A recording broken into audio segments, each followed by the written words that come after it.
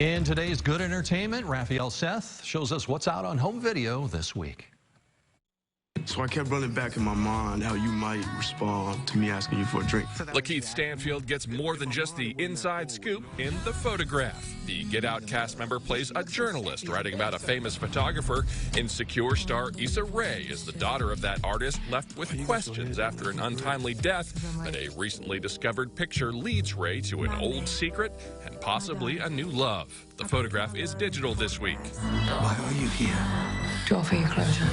Blake Lively faces the music in the rhythm section. She's adrift and suicidal after losing her family in a plane crash. But when she discovers the disaster was no accident, she finds new purpose with help from Jude, turning the grieving mom into a motivated mercenary seeking revenge at any cost. The rhythm section is available on digital, DVD, and Blu-ray.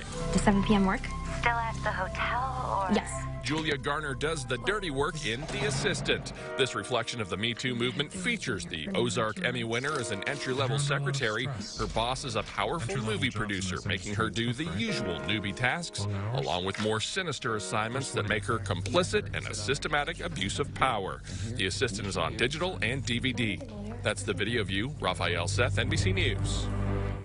Also out this week, Daniel Radcliffe and Guns Akimbo.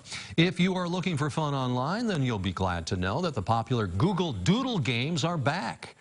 They're a great way to fill the time. For the next 2 weeks, Google is featuring a popular game from past Doodle. You will see one every day. Over the years, Google has featured lots of games and mini-games on its homepage.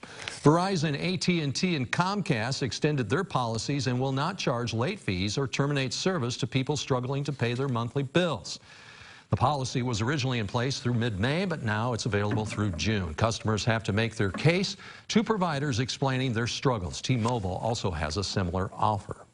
Instagram announces a new tool that allows users to fundraise for causes they care about directly within Instagram Live. Instagram says it's seen a 70% increase over the past month in the number of people using Instagram Live. Going to the movies these days means DVDs and streaming services, but what does it mean for studios and for the Academy Awards? David Daniel has more.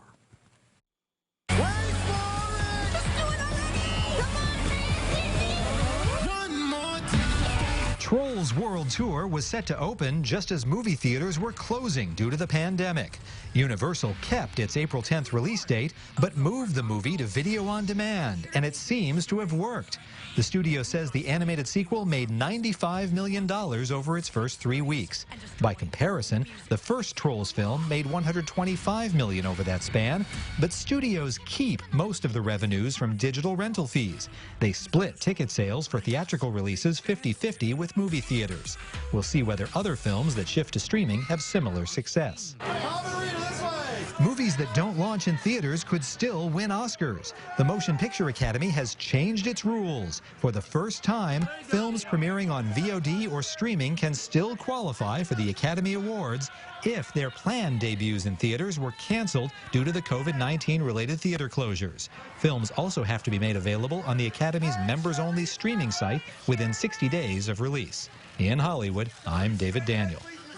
Theater owners not happy with Universal's plan to release more films simultaneously in theaters and on VOD when theaters reopen. The head of AMC Theaters has announced that as a result, that theater chain will no longer screen movies made by Universal.